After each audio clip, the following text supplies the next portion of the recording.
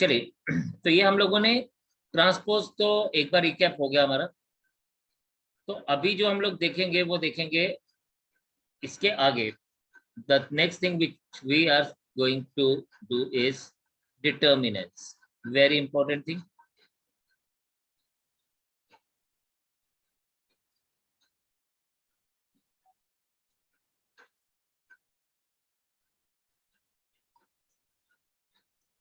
Determinants में हम कहते हैं कि if A is a square matrix,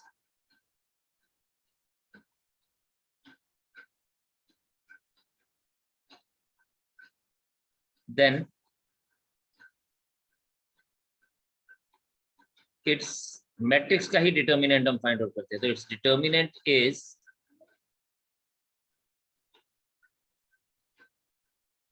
is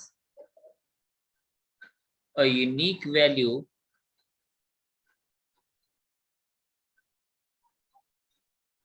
associated with it।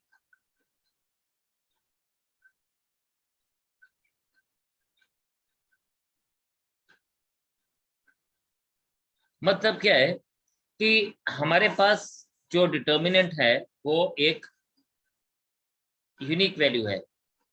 For example, अगर ए मेरे पास एक नंबर है, एक मैट्रिक्स है ए बी सी डी, तो इसका डिटर्मिनेंट को हम लोग डिनोट करते हैं ए को बार के अंदर लिख के, A B C and D, और फिर उसके बाद A D into B C, तो ये आ जाएगा आपके पास डिटर्मिनेंट ऑफ ए का जो वैल्यू है वो बन जाएगा A D minus B C. तो ये जो हमने वैल्यू फाइंड आउट किया, ये हमेशा एक यूनिक वैल्यू रहेगा। हर मैट्रिक्स का अपना एक डिटर्मिनेंट वैल्यू होगा, लेकिन इंपॉर्टेंट क्या है कि वो मैट्रिक्स जो होना चाहिए वो स्क्वायर मैट्रिक्स होना चाहिए। फॉर एग्जांपल, अगर आप देखें मेरे पास एक मैट्रिक्स है ए 3 4 5 2, तो डिटर्मिनेंट ऑफ ए इज, इसको हम ऐसे लिखेंगे ब्रैकेट के अंदर ही 3 4 5 2, और डिटर्मिनेंट ऑफ ए क्या आ जाएगा, दिस इज 3 2 6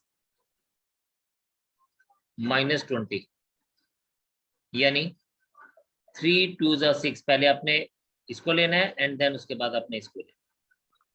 तो दिस इज इक्वल्स टू -14। अभी जो हमारे पास डिटर्मिनेंट का वैल्यू आया, ये वैल्यू नेगेटिव आ रहा है, ये वैल्यू पॉजिटिव भी हो सकता है और ये वैल्यू 0 भी हो सकता है। फॉर एग्जांपल एक और देखते हैं, let's say b is equals to 5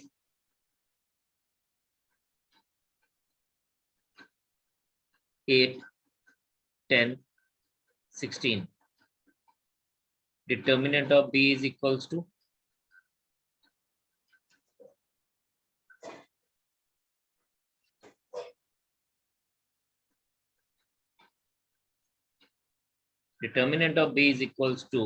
हम इसको ऐसे लिखेंगे 5 8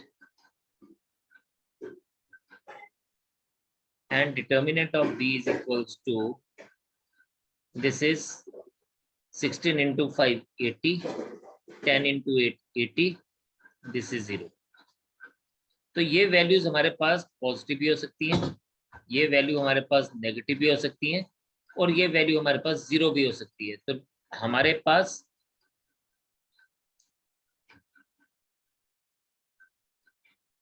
इसी तरह से अगर हम लोग बात करें, एक और मैट्रिक्स लेते हैं C is equals to, let's से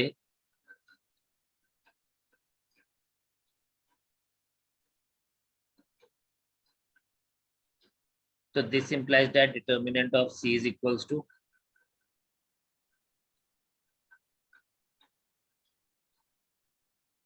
this is determinant of C is equals to, हम इसको लिखेंगे 24 माइनस 15, और this implies that determinant of C is equals to 9।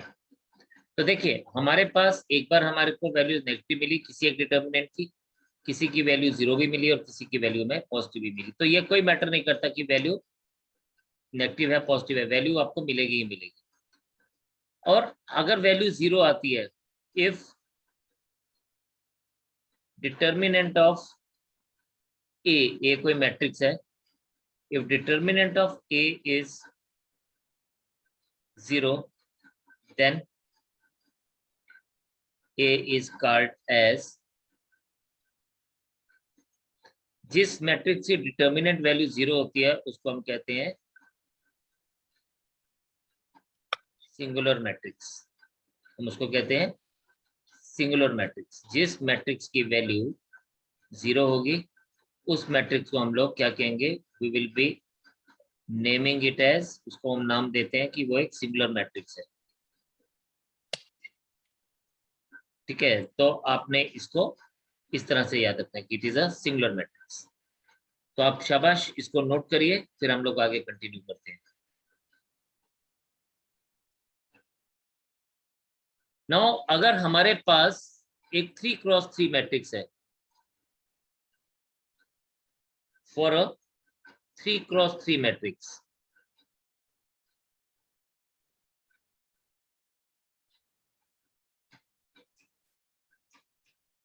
तो एग्जांपल से बात करते हैं। चलिए आप इसको ऐसे देखें, दिस इज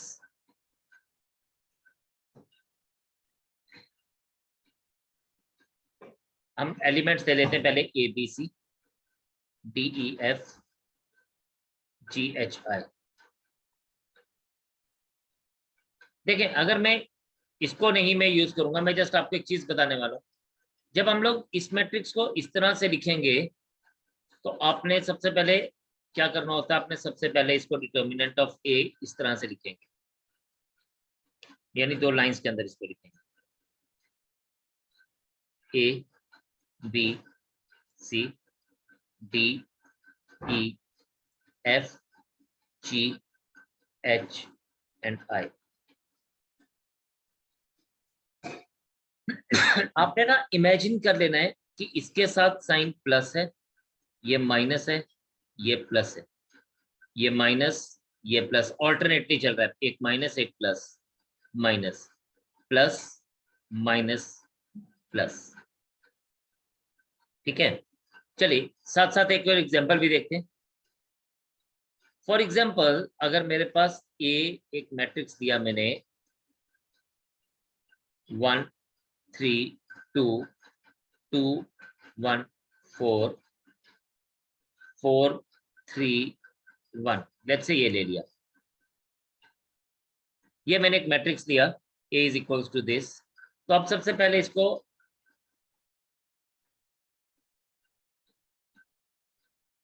श्योरली आप इसको ऐसे तो लिखेंगे 1 3 2 2 1 4 4 3 1, आप इसको श्योरली ऐसे तो लिखेंगे ना बेटा। अब आपने ना एक साइंस इमेजिन कर लेना है, यहाँ पे plus minus plus minus plus minus imagine कर रहे हैं। अभी मैं आपके लिए लिख रहा हूँ, बाद में लिखूंगा नहीं, बाद में जरूरत नहीं है मैं इसको लिखने की, बस आपने इमेजिन करने हैं। अब इन साइंस को हम कैसे यूज करेंगे, यहाँ पे हम लोग कहते हैं एक्सपेंडिंग। अब आप सबको पता है कि हमारे पास if I go like this, ये हमारे पास रो 1 है, ये रो 2 है, एंड इस तरह से अगर हम देखेंगे तो ये रो 3 है। एंड अगर हम लोग इसको ऐसे देखें तो ये कॉलम 1 है, दिस इज कॉलम 2, ये आप सबको पता है, और ये कॉलम 3 है।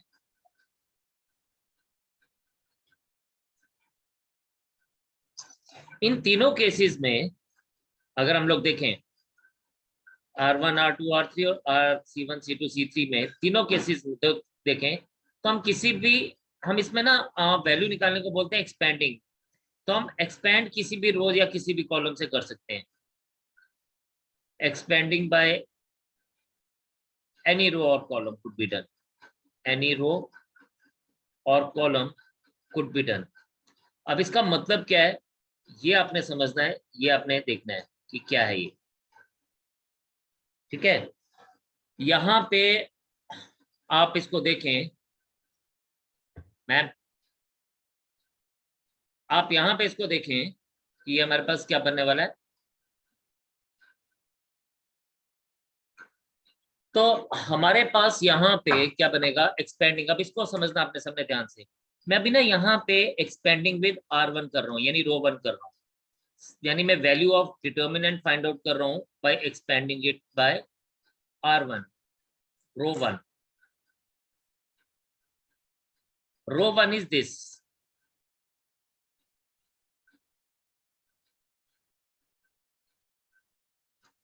राइट, ये हमारे पास रो 1 है। तो आप यहाँ पे देखेंगे तो हम क्या लिखेंगे, this thing will be written as 1, row 1 में पहला एलिमेंट। अब जो एलिमेंट्स हम लोग लेंगे, जैसे हमने यहाँ पे 1 ले लिया, तो उसकी रो और कॉलम छोड़ दीजिए, उसका रो और कॉलम हम छोड़ेंगे, यानी विल बी लिविंग इट्स रो और इसका कॉलम छोड़ देंगे। जो बाकी बचेगा हम उन एलिमेंट्स को लेंगे। बाकी क्या बच गया, अगर मैं इसकी रो और कॉलम को छोड़ दूं, यानी मैं यहाँ पे इफ आई लीव दिस रो, ये रो अगर मैं छोड़ दूं और ये कॉलम छोड़ दूं, तो मेरे पास बचेंगे ये 4 एलिमेंट्स, 1 4 3 1। तो ये मेरे पास क्या आ जाएगा, ये मेरे पास आ जाएगा 1 4 3 1। ये माइनस जो अब यहाँ पे नेक्स्ट हमारे पास एलिमेंट क्या है, 3। नेक्स्ट एलिमेंट 3 है तो हम लोग 3 लिखेंगे। अब इसकी रो और इसका कॉलम छोड़ देंगे, so you'll be going for 2 4 4 1 और बीच में हम माइनस का साइन लगा देंगे ऐसे। कौन सा साइन, ये जो मैंने ऊपर रेड साइन लिखा था माइनस वाला। फिर नेक्स्ट 2 लेंगे। अब 2 वाली रो 2 वाला कॉलम छोड़ दीजिए, यानी हमारे पास 2 वाली रो 2 वाला कॉलम छोड़ेंगे तो हमारे पास बनेगा 2 1 4 3 और बीच में साइन क्या आएगा, जो इसके ऊपर साइन है, डेट इज प्लस। तो ये बन जाएगा हमारे पास 1 इंटू 1 माइनस 12, वही cross multiplication, -3 into 2 minus 16 cross multiplication, +2 into 6 minus 4।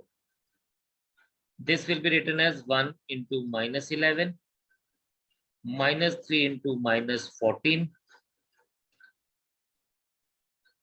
+2 into 2, -11 plus 42 plus 4, that is equals to -11 plus 46. So answer is 35.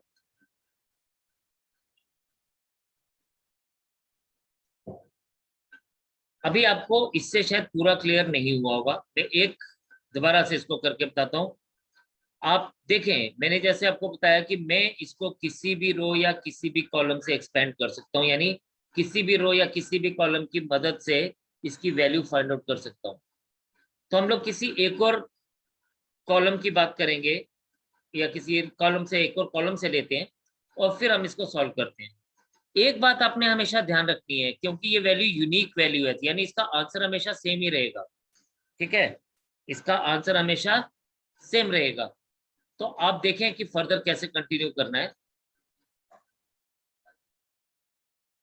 अब यहाँ पे एक्सपेंडिंग, अब हम इसको किसी और रो या कॉलम से एक्सपेंड करते हैं। Let us expand it by C1, column 1। अब कॉलम 1 है हमारे पास, सबसे पहला एलिमेंट कौन सा कॉलम 1 में, सबसे पहला एलिमेंट है ये 1, the first common element is this one, तो इस वन को रो और इसका कॉलम छोड़ देंगे, पीछे क्या बच जाएगा देखते जाइए, 1, पीछे बचेगा 1 4 3 1। अब -2 लेंगे, नेक्स्ट एलिमेंट इज -2, क्यों 2 तो यही आएगा और माइनस जो हमने इसके ऊपर साइन लगाया वो, तो इट विल बी -2, -2 इसकी रो और इसका कॉलम छोड़ दीजिए, तो हमारे पास बच जाएगा,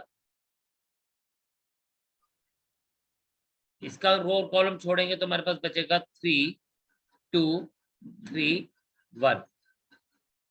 next the element which will be taking, इसका थर्ड एलिमेंट है 4 और उसके ऊपर साइन क्या है plus.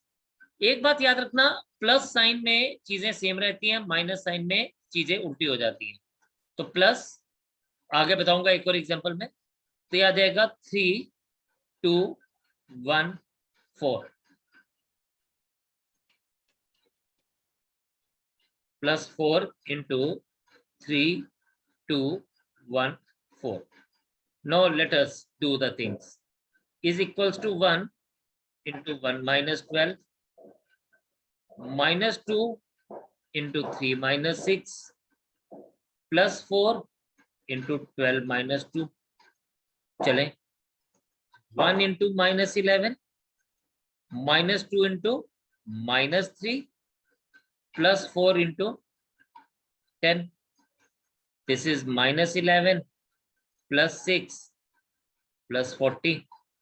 This is minus 11 plus 46. So you will be getting the same answer as 35. तो बच्चे आंसर हमेशा सेम आएगा, आंसर कभी भी अलग नहीं आएगा, बिकॉज क्योंकि ये वैल्यू एक यूनिक वैल्यू है। लेकिन हमने देखना क्या है, हमने क्या देखा, हमने ध्यान से देखेंगे। मैं आपको एक बार दोबारा से ये करके बताता हूँ कि हम लोगों ने किया क्या। सपोज ये हमारे पास है A B C D E F G H I। हम लोगों ने जब यहाँ पे A लिया, जब हम लोगों ने A को लिया यानी ये R1 के हिसाब से, तो फिर हम कौन से एलिमेंट्स ले रहे थे, ये बात आपने समझनी है। हम ले रहे थे ये 4 एलिमेंट्स, क्योंकि इसकी रो और कॉलम छोड़ दिया तो हमारे को ये 4 एलिमेंट्स मिले। फिर जब हमने बी को लिया, ठीक है, नेक्स्ट जब हमने बी को ले लिया उसका साइन के साथ, तो हमारे पास 4 एलिमेंट्स कौन कौन से थे, अब हमारे पास 4 एलिमेंट्स थे ये 1 2 3 एंड 4। फिर थर्ड हमारे पास क्या आया, थर्ड हमारे पास आया सी। जब हमारे पास सी आया तो हम लोगों ने क्या किया, तो हम लोगों ने ये 4 एलिमेंट्स दिए 1 2 3 एंड 4। कंसेप्ट क्या है, कंसेप्ट ये है कि जो रो और जो एलिमेंट लेंगे उसकी रो और कॉलम छोड़ दीजिए, बाकी के एलिमेंट्स को लीजिए, और फिर जो हमने साइंस शुरू में पढ़े थे प्लस माइनस प्लस, इन्हीं साइंस को लेके हम लोग आगे बात करेंगे। तो आप इसको जल्दी से नोट करेंगे, एक क्वेश्चन इसके बाद मैं करूंगा, फिर एक क्वेश्चन आप मेरे साथ करेंगे। So let us see another example. For example, A is equals to, मैं अभी ले रहा हूं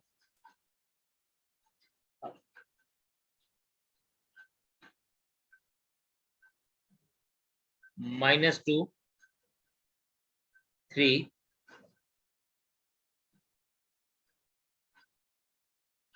4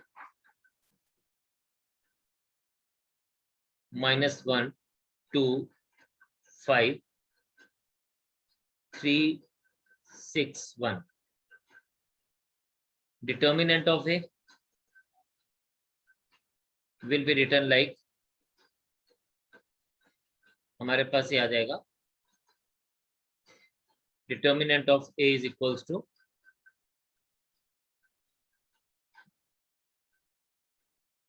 -2 3 4 -1 2 5 3 6 1। वो जो इमेजिनरी साइंस हैं आप शुरू में लगा सकते हैं, जैसे ये प्लस माइनस प्लस, ये माइनस प्लस, इमेजिनरी नहीं है एक्चुअल में।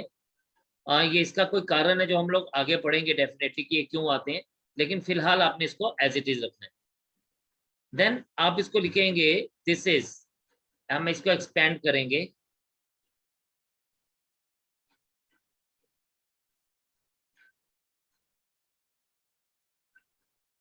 मैं C1 से एक्सपेंड करता हूं पहले। C1 से एक्सपेंड करने पे ये मेरे पास क्या बन जाएगा, ये बन जाएगा -2, उसकी रो और कॉलम छोड़ेंगे तो 2 5 6 1। फिर नेक्स्ट है हमारे पास -1, लेकिन इसके ऊपर साइन है माइनस का, तो ये साइन उल्टा हो जाएगा यानी +1 हो जाएगा। -1 खुद से था, माइनस ऊपर और लग गया तो +1 हो गया, यही चीज ध्यान देने वाली है। देन रो और कॉलम छोड़ेंगे तो हमें मिलेगा 3 4 6 1। देन +3, इसकी रो और कॉलम छोड़ेंगे तो ये बनेगा 3 4 2 and 5।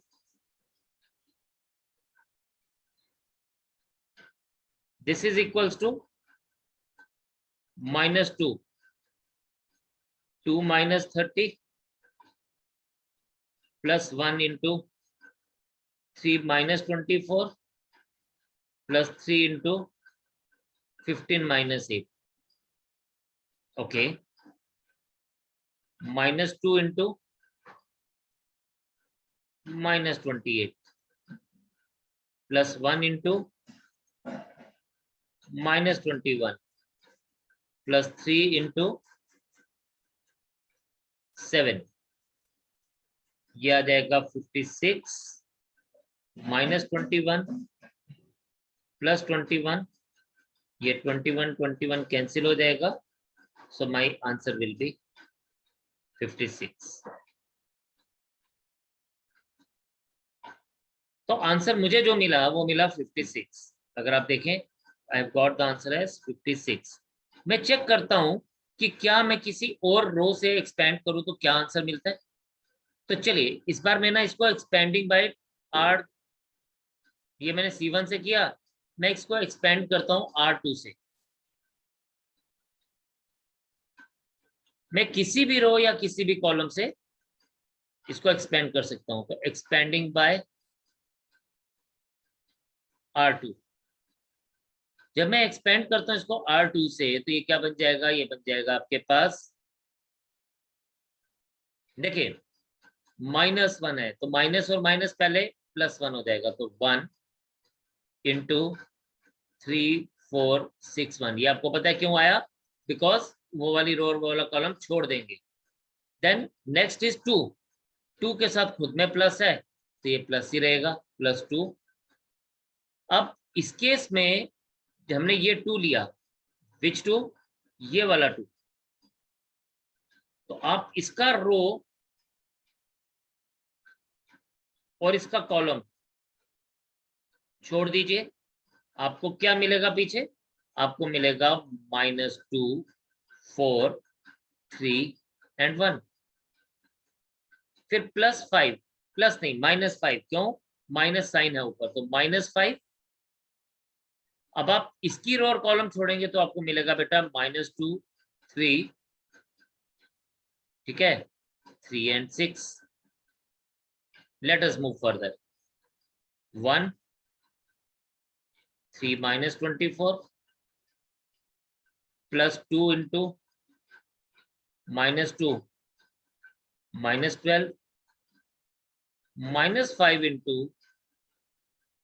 -12 -9 -12 -9, okay, 1 into -21 +2 into -24 -5 into -21 -21 -48 +105, ये आपके पास आ जाएगा सर यहाँ पे -24 आएगा कि 14? -14, sorry -14, 14 yes it is -28 and ये बन जाएगा -49 + 105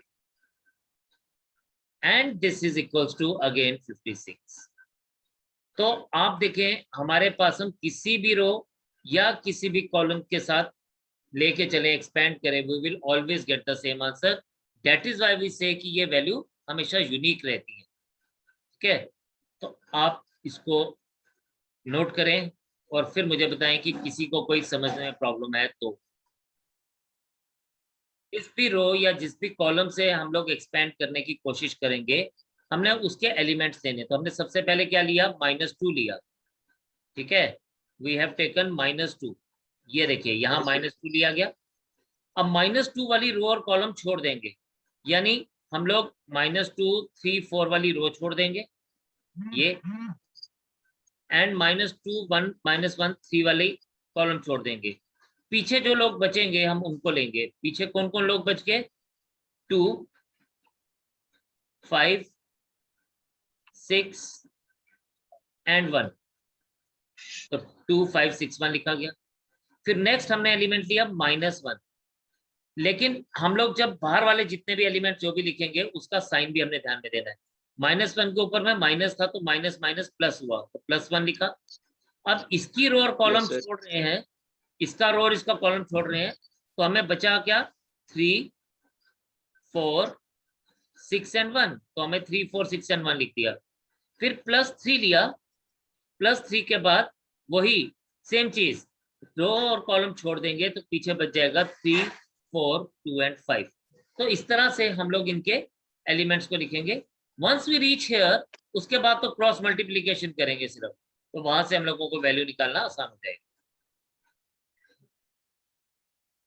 मैं आपके साथ इसको एक बार करके अगर देखें तो हमारे पास क्या आएगा कि expanding with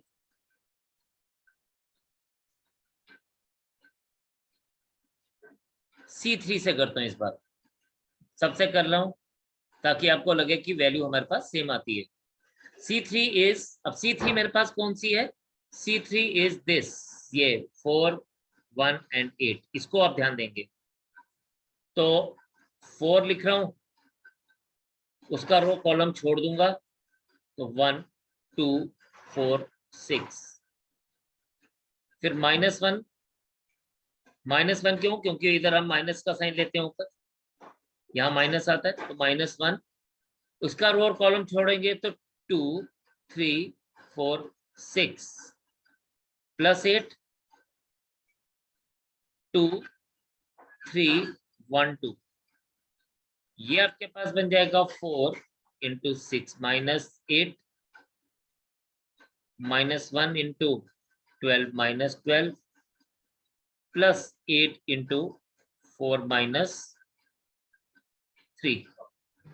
This is 4 × -2 -1 × 0 +8 × 1. So this becomes -8 -0 +8 and final answer is 0. अच्छा, ये आंसर 0 आ गया, आपको एक्सपेंड करना आ गया, ठीक है। लेकिन एक बात आपको मजेदार बताता हूं, मुझे पहले से ही पता था इसका आंसर 0 आएगा। क्यों पता था, क्योंकि अब मैं आपको एक नई चीज बताने वाला हूं। जब हम डिटर्मिनेंट्स की बात करते हैं ना, तो डिटर्मिनेंट्स में इसकी कुछ इंपॉर्टेंट प्रॉपर्टीज होती हैं, ठीक है। कुछ इसकी इंपॉर्टेंट प्रॉपर्टीज हैं, तो हम उन इंपॉर्टेंट प्रॉपर्टीज की एक बार बात करेंगे। कुछ आज सीखेंगे, कुछ कल सीखेंगे। तो आप देखें कि वो इंपॉर्टेंट प्रॉपर्टी क्या है।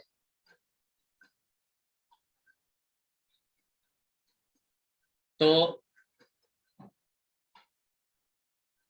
Properties of,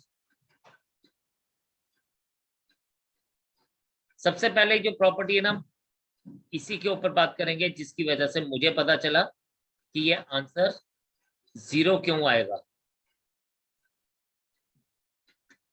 number 1 is the value of determinant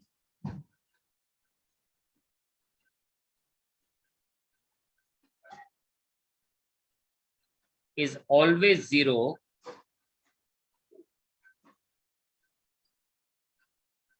if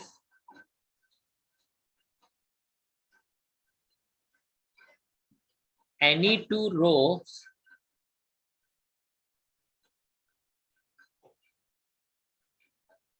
or columns are same or proportional. मतलब एलिमेंट्स किसी भी दो रोज या किसी भी दो कॉलम के अगर एलिमेंट हमारे पास सेम है या प्रोपोर्शनल है तो वैल्यू ऑफ डिटर्मिनेंट हमेशा 0 होता है। सेम का मतलब बताता हूं। फॉर एग्जाम्पल अगर आप देखें, फॉर एग्जाम्पल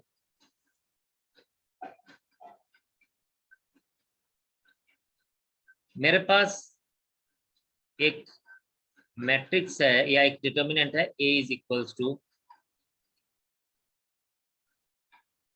1 2 3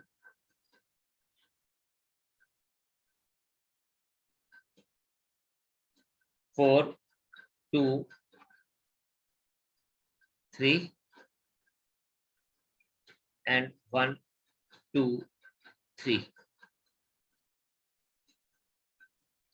अब ये जो डिटर्मिनेंट है ये तो हमेशा 0 ही आएगा, चाहे आप इसको इन दो रोज को देख लो 1 2 3 1 2 3 ऐसे देख लो तो भी ये 0 है क्योंकि इसकी दो रोज सेम आ रही है, या आप इसको कॉलम वाइज देखो ये 2 2 2 और ये 3 3 3 ये प्रोपोर्शनल है आपस में।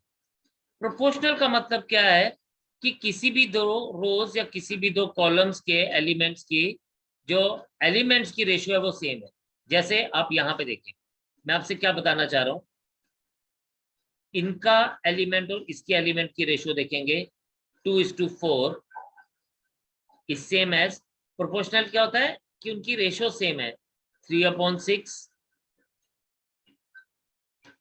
4/8, इन सब की रेशियो 1/2 है, इसलिए हम इसको कहेंगे कि ये प्रोपोर्शनल है। या अगर आप इसको ऐसे देखें तो आप देख रहे हैं सबकी रेशियो क्या आ रही थी 2:3 आ रही थी।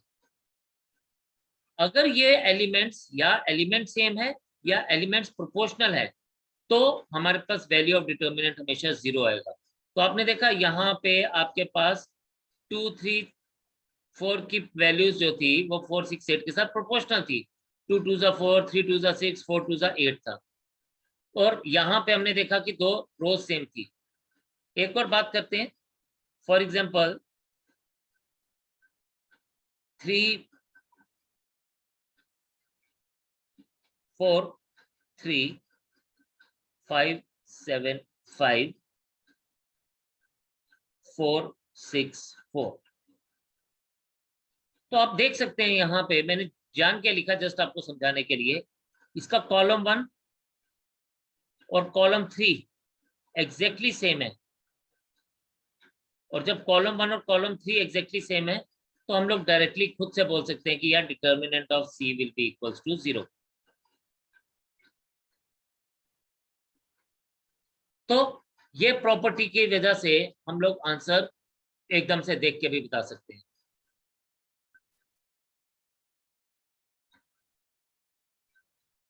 ये बोलता है प्रॉपर्टी नंबर 2 में the value of determinant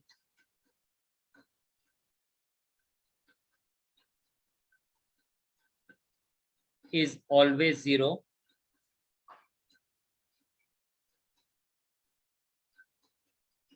if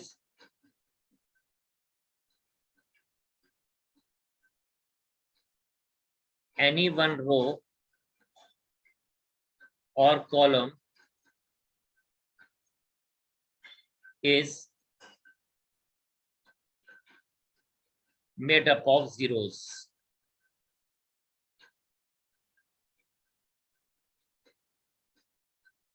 It means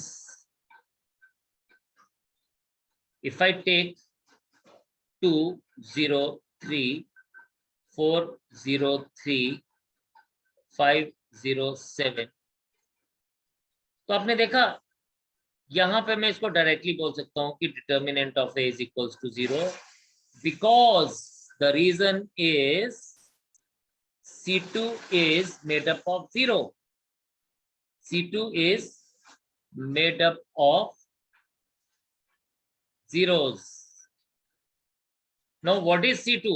This is C2. ये हमारे पास कॉलम 2 है, तो कॉलम 2 के सारे एलिमेंट्स हमारे पास जीरोस है। तो कोई भी रो या कोई भी कॉलम के एलिमेंट अगर हमारे पास जीरोस बनेंगे तो हम लोग कह सकते हैं कि वो वैल्यू ऑफ डिटर्मिनेंट 0 होगा। फॉर एग्जाम्पल अगर मेरे पास, मैं एक और लेता हूं, 1, -7, 2, 5, 6, -18, 0, 0, 0, तो अगेन ये भी हमें बताएगा कि determinant of B is equals to 0। Why so? Because in this case R3 is made up of zeros. तो अगर एक भी रो एक भी column R3 is made up of zeros, तो कोई भी एक रो कोई भी एक कॉलम हमारे पास अगर जीरोस से बना होगा तो हम लोग कहेंगे कि वो हमारे पास उस value of that determinant is 0। So this is how we can find out the answers. So I hope ये दो प्रॉपर्टीज आपको बहुत अच्छे से क्लियर होंगी। आज आपने, बहुत इंपॉर्टेंट है आप सबके लिए कि आप इन क्वेश्चंस की प्रैक्टिस करेंगे। प्रैक्टिस क्वेश्चंस मैं आपको भेजूंगा। आप सबसे ये रिक्वेस्ट है कि रोज के रोज प्रैक्टिस करते रहें, क्योंकि हमारे पास टाइम कम है और काम बहुत ज्यादा है सच में। तो इसलिए साथ साथ प्रैक्टिस करेंगे तो then we will be able to do it in well in time, और आपकी ये तैयारी साथ साथ होती जाएगी। तो यही मैं चाहता हूँ, आपकी तैयारी साथ साथ होती रहे और आपको बाद में ज्यादा मुश्किल ना हो। तो आज इतने रखते हैं, कल मुलाकात करूंगा आप सबसे। वीडियोस अभी थोड़ी देर में आप तक पहुंच जाएंगी और आपको असाइनमेंट भी पहुंच जाएंगी। आपने सिर्फ प्रॉमिस मेरे साथ ये करना है कि आप मुझे वो प्रॉमिस करेंगे कि आपने मुझे असाइनमेंट करके बतानी है, खुद से करनी है, कोशिश करनी है। कहीं कोई प्रॉब्लम है तो यू कैन आस्क। तो घर पे रहें, सुरक्षित रहें, अपना ध्यान रखें, अपने बड़ों का ध्यान रखें। कल दोबारा से मिलते हैं। जय Hind. Thank you sir. Thank you sir.